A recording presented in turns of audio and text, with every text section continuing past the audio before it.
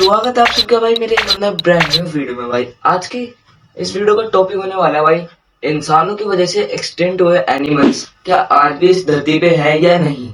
तो भाई इसी टॉपिक के ऊपर आज हम वीडियो बनाने वाले हैं। भाई ज्यादा देर ना करते हुए करते हैं वीडियो को स्टार्ट। और भाई चैनल पे नहीं हो तो चैनल को कर लो सब्सक्राइब। तो भाई चलिए वीडियो को करते हैं स्टार्ट। बेशक इंसानों की वजह से हजारों साल पहले भी एनिमल्स एक्सटिंक्ट हुए थे और रिसेंट टाइम्स में भी एक्सटिंक्ट हुए हैं, पर कहीं ऐसा तो नहीं इन एक्सटिंक्ट एनिमल्स ने इंसानों से छुपना सीख लिया हो और आज। भाई अगर ऐसी बात है तो भाई यार ये कितनी बुरी बात है कि वो हमारी वजह से खुल के जी भी नहीं पा रहे। ये जानने के लिए वीडियो पूरी देखना। Number 6, pink headed duck. Well India, Bangladesh और म्यांमार में एक वक्त में पिंक हेडेड डक नामी डक्स की सबसे ज्यादा यूनिक नस्ल पाई जाती थी और इनके इतने यूनिक होने की वजह इनके सर का पिंक कलर था। वेल माना तो जाता है ये हमेशा से ही एक रेयर एनिमल थी, इसलिए जब ब्रिटिश कॉलोनिस्ट सब कॉन्टिनेंट में आए तो इनके जरिए की जाने वाली हंटिंग और हैबिटेट डिस्ट्रक्शन की वजह से ये डक्स तकरीबन इस दुनिया से खत्म हो गई। खैर इनकी लास्ट कंफर्म साइटिंग 1949 में इंडिया में हुई थी। और हाँ, पिछले कुछ सालों में फिशरमैन और बहुत से फार्मर्स ने इन्हें नॉर्थर्न म्यांमार के आइसोलेटेड स्वाम्प रीजन्स में देखने की काफी भरोसेमंद रिपोर्ट्स दी है। खैर इन आइसोलेटेड स्वाम्प रीजन्स तक पहुँचना बिल्कुल भी आसान नहीं है। साथ ही साथ pink headed ducks nocturnal animals थी, जिसका मतलब ये रात के वक्त एक्टिव हुआ करती थी, इसलिए इनका नॉकटर्नल होना इन्हें ढूंढने में और भी मुश्किल बनाता है। बहरहाल यही कुछ रीजंस हैं कि IUCN ने इन्हें अब तक एक्सटिंक्ट नहीं बल्कि क्रिटिकली इंडेंजर्ड का स्टेटस दिया हुआ है। नंबर 5, थैलेसाइन। थैलेसाइन को गलती से भी डॉग की कोई नस्ल नहीं समझिएगा, क्योंकि ये एक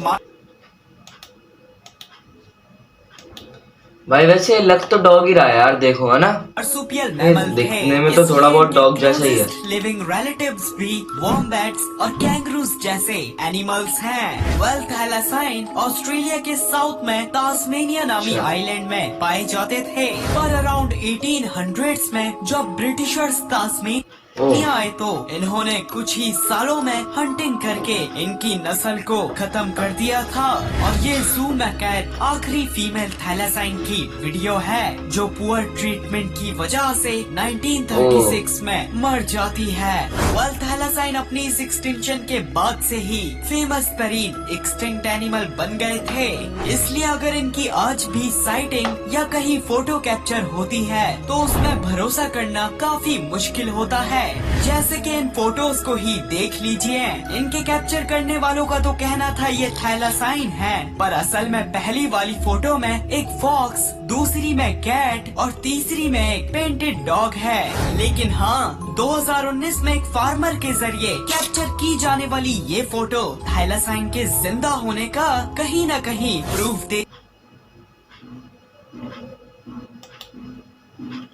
भाई वो लग भी रही थी यार, वो वाली फोटो लग भी रही थी। मैप आप देख रहे हैं इसमें 1936 के बाद से तास्मेनिया में जितनी भी थैलेसाइन की साइटिंग्स हुई हैं, उनकी लोकेशन है, इसलिए तो कुछ एक्सपर्ट्स का मानना है ये आज भी तास्मेनिया में कहीं न कहीं जिंदा है।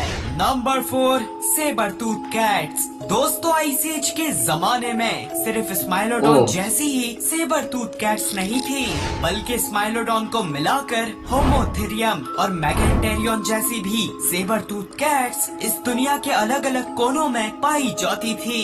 लेकिन हमें पता है जब इंसानों ने इनके हिस्से का भी शिकार खाना शुरू कर दिया था तो ये कैट्स एक्सटिंक्ट हो गई थी। पर क्या मुमकिन है एक वक्त में पूरी दुनिया में राज करने वाली इन कैट्स की फैमिली का कोई मेंबर आज भी जिंदा हो? तो जी हाँ, अफ्रीका के मुल्क चैड और सेंट्रल अफ्रीकन रिपब्लिक में सिटीजन्स और ट्राइबल लोग एक एनिडी टाइगर नामी क्रिएचर को देखने का दावा करते हैं। वेल इनके मुताबिक एनिडी टाइगर एवरेज लायन से काफी बड़ा होता है और इसके जॉस में 2 बड़े कैनाइन जाइंट टीथ भी होते हैं। साथ ही साथ इन लोगों ने कुछ हिप्पोस की गर्दन चीरी हुई लाशें भी देखी हैं। वाल आपकी इंफॉर्मेशन के लिए सेबर टूथ कैट्स भी अपने शिकार को पकड़ने के बाद सबसे पहले उनकी गर्दन को ही चीरा करती थी। बहरहाल मजीद भरोसे के लिए जब ट्राइबल लोगों को मॉडर्न लायन, टाइगर, लेपर्ड के साथ मिक्स करके सेबर टूथ कैट की पिक्चर दिखाई गई तो इन्होंने फौरन सेबर टूथ कैट की तरफ इशारा करा था। इसका मतलब यही हो सकता है कि अफ्रीका में सेबर टूथ कैट्स की कोई अनडिस्कवर्ड नस्ल आज भी घूम रही है। Number 3, ground sloth. बेशक आइस एज के जमाने में बहुत से मेगाफोना इस दुनिया में इवॉल्व हुए थे, पर इनमें से ज्यादातर मेगाफोना आइस एज के खत्म होते होते और इंसानी हंटिंग की वजह से एक्सटिंक्ट हो गए थे। लेकिन शायद modern day cat sized sloths के elephant sized relatives ground sloth वाहिद आइस एज के ऐसे मेगाफोना हो सकते हैं जो आज भी सरवाइव कर रहे हो। तो जी हाँ, अगर आपने मेरी ये रिसेंट वीडियो देखी है तो आपको याद होगा इसमें मैंने मैपिंगुआरी नामी एक मिथिकल मॉन्स्टर का बताया था जिसे अमेज़न रेन फॉरेस्ट के कुछ ट्राइबल लोग काफी सालों से देखते आ रहे हैं। वेल इनके मुताबिक मैपिंगुआरी की सिर्फ एक आंख है और साथ में ये अपने हाथों के सहारे चलता है। दोस्तों, ग्राउंड स्लॉथ्स भी ओ तेरे तो भाई सोचो, अगर उसकी एक हाथ है और अपने हाथों के सहारे चलता है तो भाई उसे देखने में बंदा डर जाएगा। पहली तो उसकी एक आंख जो बीच में है भाई, अभी इसने भाई ने दिखाया था, होस्ट टीवी भाई ने, पेंगुआरी की तरह अपने हाथों के सहारे चलते थे। वैसे हाँ, ग्राउंड स्लॉथ्स की मेगाथेरियम जैसी लार्जेस्ट नस्ल 20 फीट तक लंबी थी और वहीं मैपिंगुआरी का साइज आमतौर में 7 फीट तक लंबा बताया जाता है। इसलिए पॉसिबल है ये कोई ग्राउंड स्लॉथ की एवरेज साइज्ड नस्ल होगी जो आज भी 10% से भी कम एक्सप्लोर हुए अमेज़न रेन फॉरेस्ट में कहीं न कहीं छुपी हुई है। नंबर 2, स्टेलर सी काऊ। दोस्तों, स्टेलर सी काऊ एक मरीन मैमल थी और इनका काऊ से दूर का भी ताल्लुक नहीं था क्योंकि इनके क्लोजेस्ट जमीन में चलने वाले रिलेटिव्स एलिफेंट्स हैं। इसलिए ये भी एक जाइंट एनिमल थी जिनका आप इंसान के साथ साइज कंपैरिजन तो देख ही सकते हैं। पर हाँ, ये बिल्कुल शरीफ और साथ में हर्बीवरस थी। वैसे स्टेलर सी काऊ रशिया और अलास्का के बीच के बेरिंग सी में पाई जाती थी, लेकिन दुख के साथ यूरोपियंस ने इनको 1741 में डिस्कवर करते ही इनके गोश्त को खाने के लिए इन्हें इतना हंट करा कि ये सिर्फ 27 इयर्स में ही यानी 1768 में एक्सटिंक्ट हो गयी। और हाँ, कुछ 100 साल गुजर जाने के बाद सिर्फ 27 साल में भाई एक वेलिंग शिप जिसका काम वेल्स को हंट करना होता है, उसमें मौजूद लोगों ने इनको देखने की काफी भरोसेमंद रिपोर्ट दी थी। और फिर बाद में 2014 में ग्रीनलैंड के साहिल के पास इनकी कुछ फोटोज को भी कैप्चर किया गया था, पर इन फोटोज में मुश्किल से ही किसी स्टेलर सी काऊ को देखा जा सकता है। खैर दोस्तों, इनके हैबिटेट के पास के कमांडर आइलैंड्स में रहने वाले नेटिव्स जिनकी तादाद 1000 से भी कम है, वो आज भी इनके जिंदा होने में यकीन रखते हैं। नंबर 1, मैग्लाडॉन। वेल हम सब जानते हैं मैग्लाडॉन इस दुनिया में आने वाली सबसे खतरनाक तरीन सी मॉन्स्टर थी जो आज से 2.6 मिलियन ईयर्स पहले शुरू होते ही एक्सटिंक्ट हो गई थी।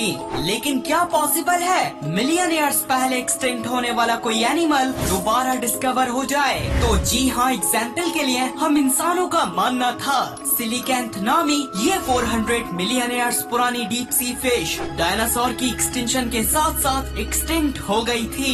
लेकिन पूरी दुनिया हिल गई थी जब ये दोबारा 1938 में रीडिस्कवर हो गई। पर हाँ दोस्तों, मैग्लाडॉन कोई डीप सी फिश नहीं थी और आमतौर में काफी लोग मानते हैं ये मैरियाना ट्रेंच की गहराइयों में घूम रही है। तो मैं आपको बता दूं, मैग्लाडॉन मैरियाना ट्रेंच के डीप सी प्रेशर को बिल्कुल भी हैंडल करने के काबिल नहीं थी। तो फिर क्या इनके जिंदा होने का कोई सबूत भी है? तो जी हाँ, 1875 में मैग्लाडॉन के डिस्कवर होने वाले 10,000 साल पुराने ये दो दांत हमें बताते हैं कि मैग्लाडॉन कुछ हजार साल पहले तक ओशंस में जिंदा थी और साथ में ये दांत इनकी एक्सटिंक्ट होने की डेट को भी पूरी तरह से चैलेंज करते हैं। और तो और डिस्कवरी चैनल के जरिए रिलीज की जाने वाली ये मैग्लाडॉन की कंट्रोवर्शियल फोटोज, साथ में मैक्सिको के साहिल में देखे जाने वाली 60 फीट लंबी ब्लैक डीमन शार्क कहीं न कहीं मैग्लाडॉन या इनके किसी जायंट रिलेटिव के जिंदा होने की उम्मीद देते हैं। और वैसे भी हमारी दुनिया के 95% अनएक्सप्लोर्ड ओशन का कुछ नहीं पता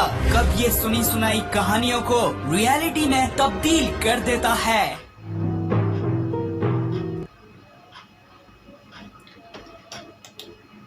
तो भाइयों आज की वीडियो करते हैं यहीं पे एंड। और भाई वीडियो अच्छी लगी तो भाई वीडियो को कर देना लाइक शेयर कमेंट। और भाई रियल वीडियो का लिंक मैं आपको डिस्क्रिप्शन में दे दूंगा, जाके कर लेना उसे चेकआउट। और भाई मेरे फर्स्ट चैनल को भी सब्सक्राइब कर लो जिसका नाम है विनय गेमर 2.0 करके, मैं उसका लिंक भी आपको डिस्क्रिप्शन में दे दूंगा। उस पर हम गेमिंग की रिलेटेड वीडियोस रखते हैं और उस पर बहुत जल्द हॉरर गेमिंग की वीडियो आने वाली है भाई।